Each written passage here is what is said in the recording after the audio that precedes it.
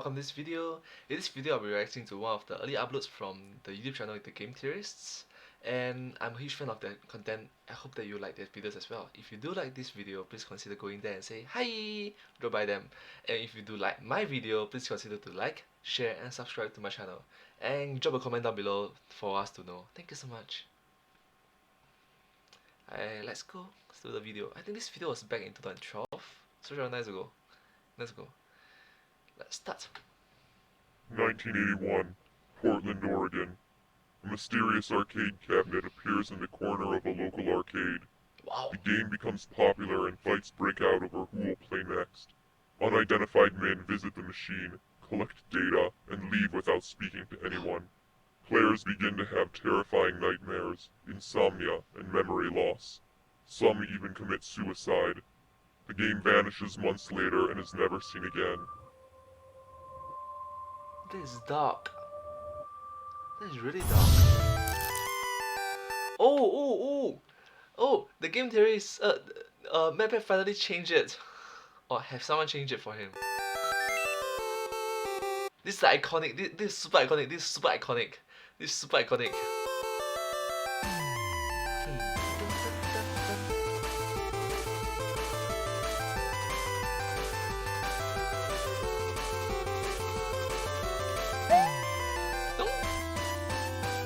Hello, Internet.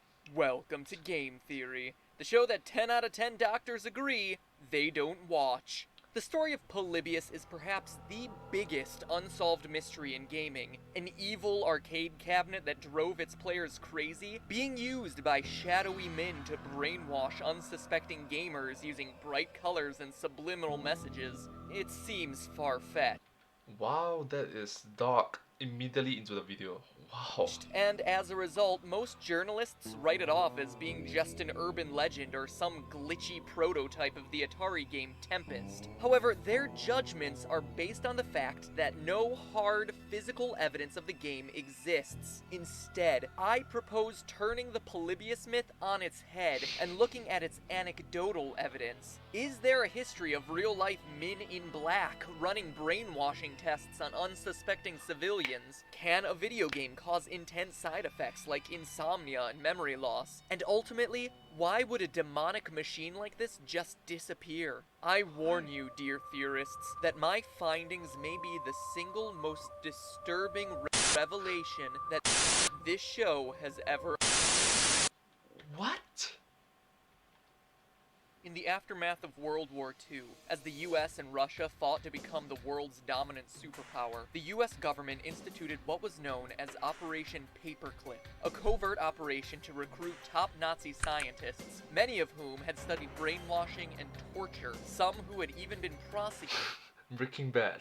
as war criminals. With their help, the US began researching mind control and behavior modification techniques under various code names: Project Artichoke, Project Bluebird, and perhaps the most troubling, MK Ultra. I would make a joke here about this being a prequel installment for the Mortal Kombat universe, but the work of these agents was nothing to laugh about, because MK Ultra was a covert operation performed on unsuspecting citizens of the US and Canada. Beginning in 1953, using front organizations like prisons, hospitals, and universities, the CIA began subjecting civilians to psychotropic drugs like LSD in an attempt to unlock the secrets of brainwashing and develop the perfect truth serum. For example, the CIA set up whorehouses where they secretly drugged horny men before watching their behaviors behind one-way mirrors. In a joke that writes itself, the mission was named Operation Midnight Climax. But not all of their operations were so rife with comedy.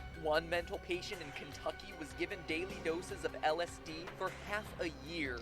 Then there's the work of Dr. Ewan Cameron, who put patients with minor depression and anxiety issues into drug-induced comas, where he tried to brainwash them using tape-recorded messages. Horrific? Yes, making it all the more important to note that during this time, Dr. Cameron was selected to serve as president of the World Psychiatric Association. And even though this happened between the 50s and 70s, the stories continue to come out. In 2009, documents were uncovered suggesting that a mass psychotic outbreak in the French village of Pont Saint-Esprit, originally blamed on a bread fungus, may have resulted from a massive MK-Ultra test. And like the Bourne identity, all of this had to stay quiet, like in 1953 when Frank Olson, a US Army biochemist and biological weapons researcher, suddenly quit his job after having moral concerns about their actions. He was found dead a week later. What?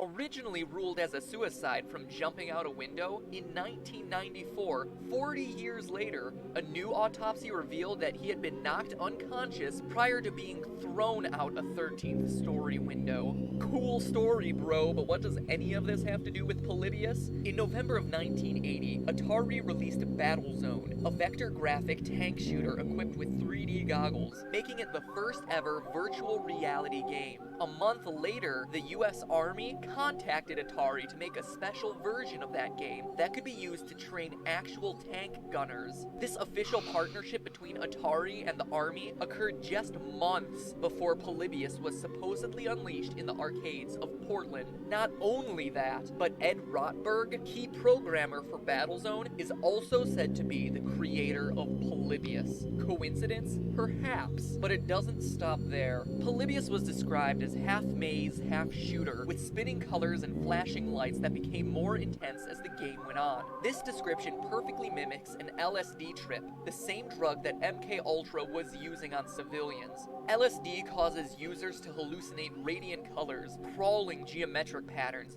morphing objects, and have the sensation that time is speeding up or slowing down. And I know what you're thinking, how could an arcade game possibly drug a player? But here's the thing, LSD can be anything, from a liquid to a pill to a little breath strip, or even a piece of jello. As part of MK-Ultra's attempts to stay unidentified, the CIA literally hired a magician to teach field agents how to slip LSD into the drinks of its target. Whoa. That's unbelievable.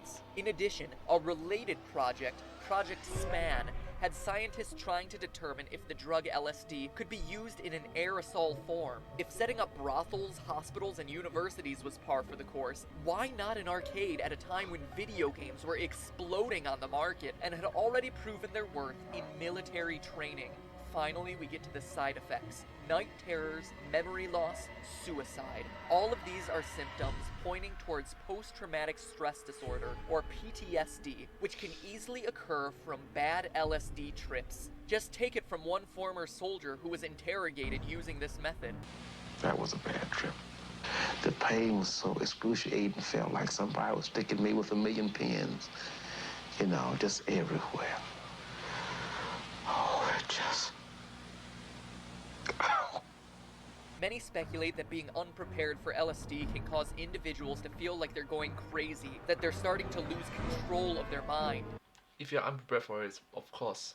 Young, unsuspecting gamers, easy targets for such ill effects. So all told, MK-Ultra explains the Men in Black, the government's connection to video games, the conflicting descriptions of the game itself, and the negative effects felt by the players. The only trick is with the timing. With the Watergate scandal hot in the news in 1973, the head of the CIA ordered all MK-Ultra documents destroyed, and the experiments discontinued, a full 7 years before Polybius supposedly hit Portland. However, a misfiling resulted in 20,000 documents surviving the purge, which is how we know about MK-Ultra in the first place. Wow, these documents survived. But wait a minute. A misfiling resulted in some of the government's darkest secrets coming to light? I don't buy it. And neither does Victor Marchetti, a 14-year CIA veteran who served during this period, quit, and later wrote his own expose, the first book in history the federal government of the United States ever went to court to censor. Victor has gone on the record to say that the CIA closing down MKUltra was a cover story, a disinformation campaign to distract people from the real tests still happening. I quote, "The real reason for the official secrecy in most instances is not to keep the opposition from knowing what is going on. The enemy usually does know. The basic reason for governmental secrecy is to keep you, the American public, from knowing. For you too are considered the opposition, the enemy. In fact, they can even lie to you about what they are doing or have done, and you will not know it." End quote. And doesn't it make sense that an experiment like Polybius would have no paper trail? Sure, running experiments on unsuspecting civilians is appalling, but administering drugs and subliminal messaging to children? That's indefensible. So Polybius, urban legend or government experiment? I'll let you decide. But remember, it's all just a theory. A